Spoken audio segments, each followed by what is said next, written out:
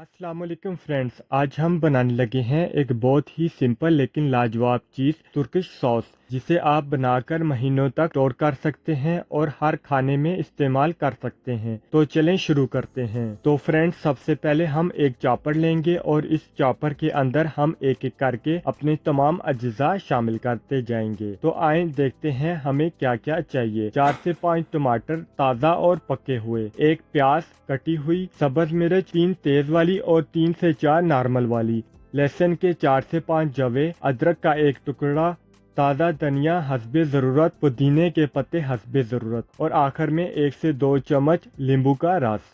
अभी मैं इन तमाम चीज़ों को अच्छी तरीके से ग्राइंड कर लूँगा और एक पेस्ट तैयार कर लूँगा। तो आप देख सकते हैं हमारा तुर्किश सॉस बिल्कुल तैयार है। अभी मैं इसमें 2 चम्मच जैतून के तेल के शामिल कर दूंगा और इसको अच्छे से मिक्स कर लूँगा। और इसमें हस्बे ज़रूरत नमक और 1 खाने का चम्मच काली मिर्च पाउडर भी शामिल कर दूंगा। तो आप देख सकते हैं हमारी तुर्किश सॉस बिल्कुल तैयार है। अगर आप इसको लंबे टाइम तक स्टोर करना चाहते हैं तो इसका भी तरीका मैं आपको बता देता हूँ। एक फ्राइंग पैन लेंगे और इसमें अपना पेस्ट शामिल कर देंगे और इसको कुछ देर पकाएंगे। मैं इसको ज़्यादा देर नहीं पकाऊंगा, बस थोड़ा सा पकने के बाद इसको चूल्हे से उतार लूँगा।